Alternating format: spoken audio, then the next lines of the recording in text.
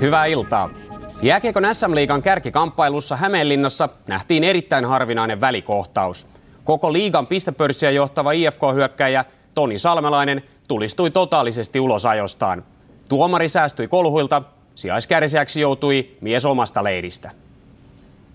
Tapahtumat saivat alkunsa vajaan 9 minuutin pelin jälkeen. IFK-hyökkäjä Toni Salmelaisen käämit palavat totaalisesti päätuomari Jyri Rönnin hänelle tuomitsemasta 2 minuutin rangaistuksesta.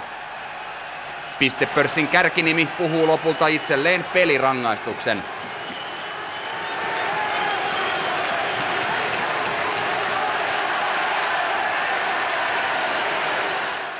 Ja kun Salmelainen lopulta poistuu jäältä, hän paiskaa vaihtoaition vieressä olevan roskakorin suoraan päin IFK:n joukkueen bussikuskin kasvoja. Oma tulkinta siitä tilanteesta oli aika käsittämätön, miten pelaaja voi lämmetä sillä tavalla.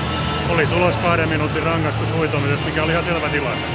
Ottelun rangaistus tietää automaattista 1 ottelun pelikieltoa ja tapaus etenee kurinpitäjän käsittelyyn. Otteluvalvoja ei halunnut ottaa kantaa mahdollisen lisärangaistuksen pituuteen.